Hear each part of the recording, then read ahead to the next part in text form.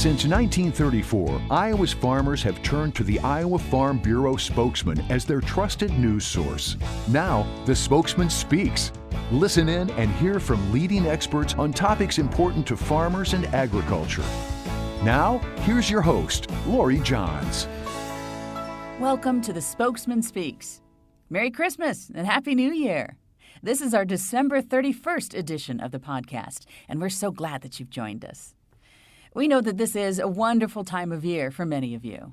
We also know that it can bring on stress or loneliness or sadness for some folks. Maybe they've recently lost a loved one, or their home life or work life has changed. We know for many farmers, times are tough. If you're experiencing a lot of stress right now, or you know a friend or a family member who is, we hope that this week's episode of Spokesman Speaks brings you some useful information, tips to find support and comfort. Let's share some time now with Dr. Mike Rosmann, an Iowa farmer and psychologist who specializes in helping farmers and their families work through stress. And like I said, we know there's plenty of that to go around in this current farm economy. I recently visited with Dr. Mike at his home in Harlan. Depression, anxiety, suicide, they're tough topics, but it's important that we talk about them. These issues are affecting farmers. So let's take some time now with Dr. Mike Rosmann. You need to hear this.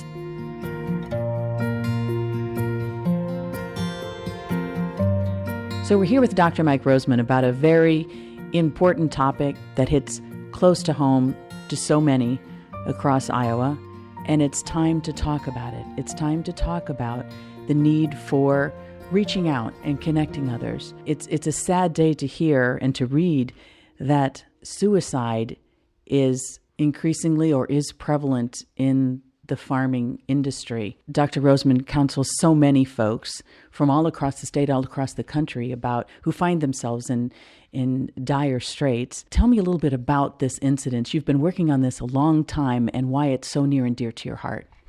It's near and dear to my heart because I'm a farmer myself as well as a psychologist, and I think I'm a better farmer for being a psychologist and a better psychologist for being a farmer. Suicide has always been a problem with the agricultural population. It just hasn't been addressed very much. It was something that I experienced while growing up and seeing people in my community end their lives, unfortunately, in ways that impacted their family and our community directly. I didn't realize that my life would end up being that of a person who tries to deal with farm mental health issues. But as a professor at the University of Virginia, after 5 years, my wife Marilyn and I made a decision to move to Iowa so we could raise our children on a farm.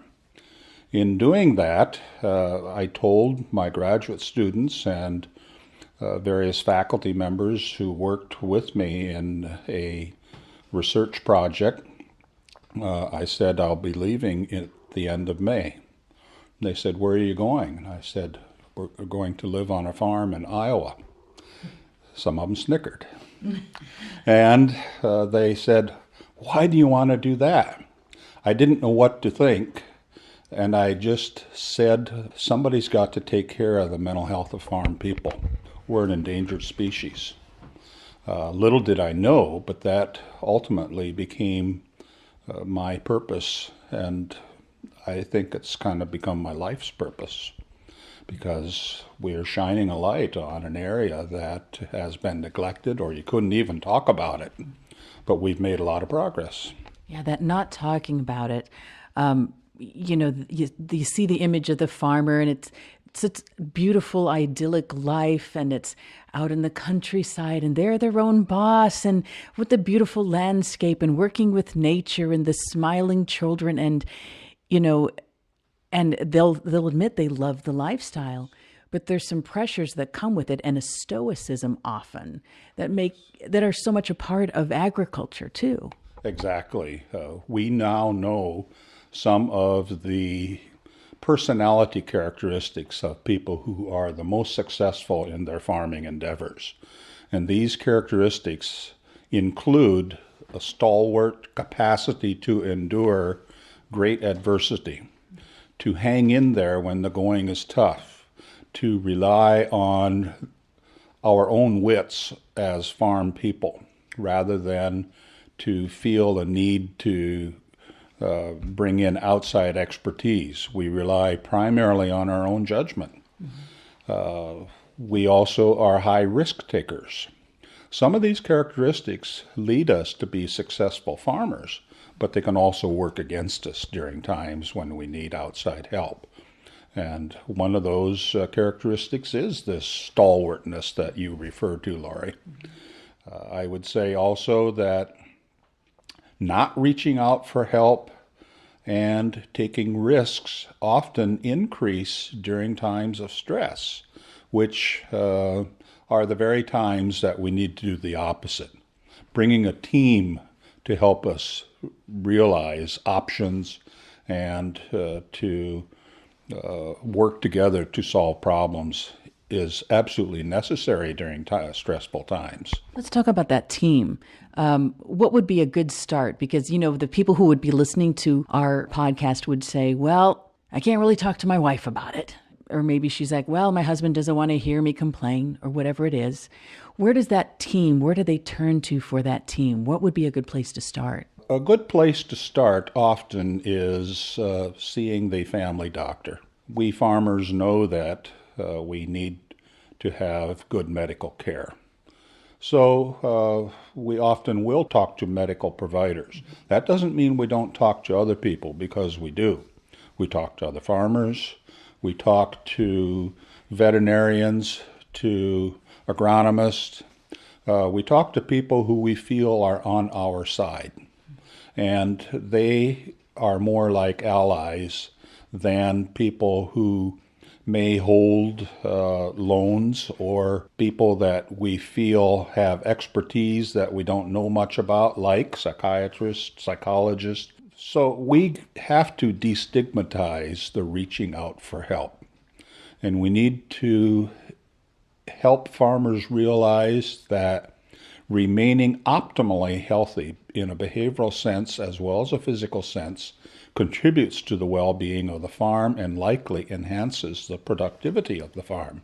Are there certain, and I know it's not a simple thing, I would imagine, but are there certain signs to watch out for that could maybe help people along that journey? Yes, and I think you hinted at one or two of them already, Laurie. One of the signs is that when we withdraw from society, often that is a sign that we're becoming distressed or depressed. We feel that we're not worthy of going out. We may not enjoy interacting with people. We might have to talk about things. We get scared and we retreat and stay at home.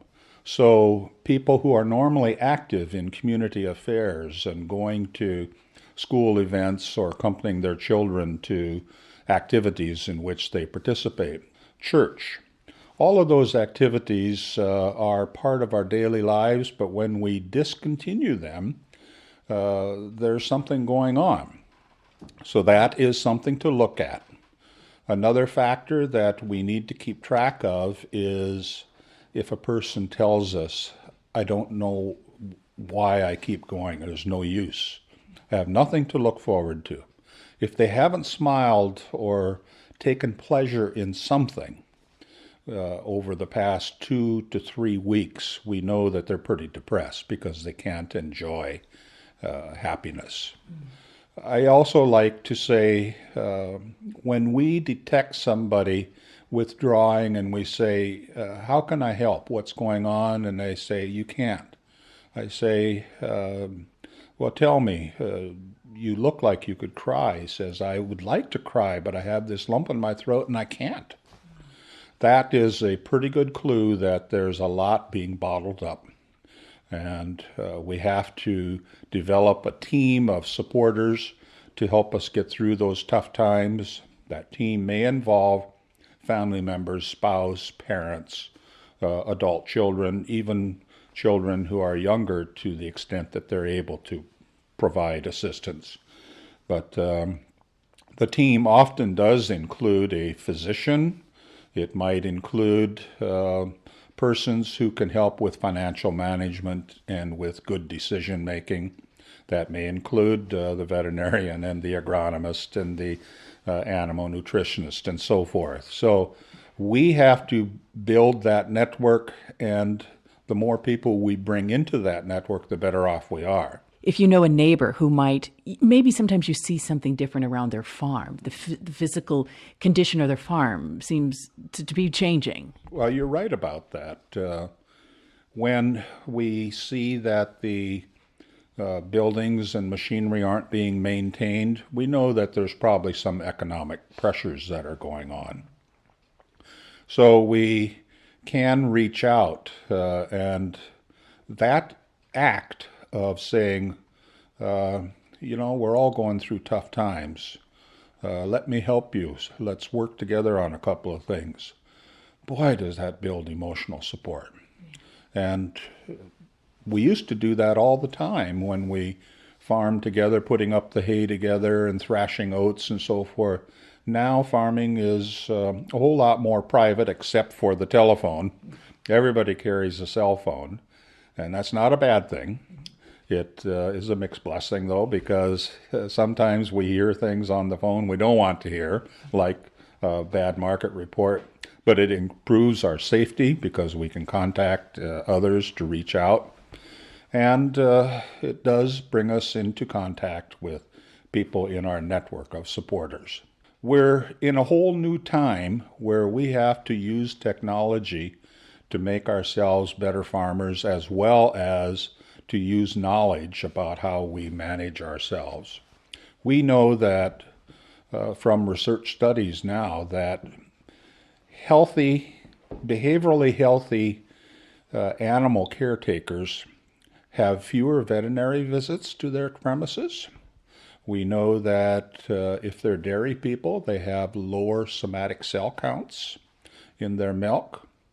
That says something about the relationship of the behavior of the caretakers to the well-being of the livestock. That connection is important to understand, because if we're going to improve the circumstance, we have to work with the farmer, not just with the animals. And there are even numbers they can call for help.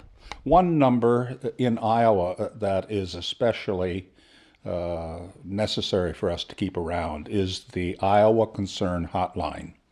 The number is 1-800-447-1985.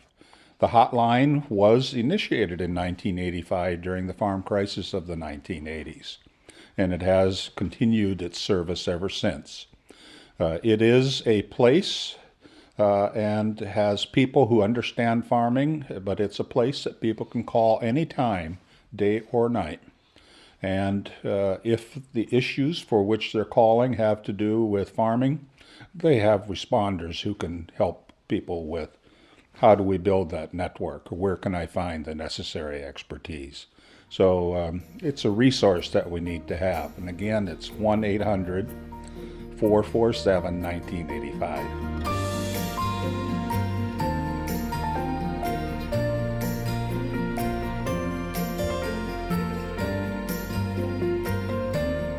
Oh, some great information from Dr. Rosmann.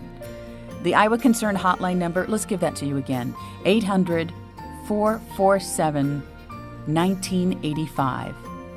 The Iowa Concern Hotline is a free and confidential 24/7 hotline administered by Iowa State University Extension. Like Dr. Rosmann said, the hotline began right in the midst of the 1980s farm crisis. Today, the hotline helps connect Iowans with legal education and assistance, financial tips, stress counseling, and crisis or disaster assistance. Their staff has an understanding of farming and the unique challenges that farmers face. So give them a call. That number again, 800-447-1985. Remember, you don't have to go through this alone. With that, I'm going to put a bow on this episode of The Spokesman Speaks. We hope you'll join us for the next episode of our podcast on January 14th. Until then, thanks for reading The Spokesman. Thanks for all the great stories and the inspiration. And thanks for listening to The Spokesman Speaks. I'm Laurie Johns. Thank you for listening to The Spokesman Speaks, a podcast by Iowa Farm Bureau. Check out more podcasts and articles from The Spokesman at iowafarmbureau.com/spokesman. You can also find and subscribe to the Spokesman Speaks podcast in the Apple Podcasts app, Google Play, and other popular podcast apps. We appreciate your ratings and reviews and welcome your feedback at podcast@ifbf.org.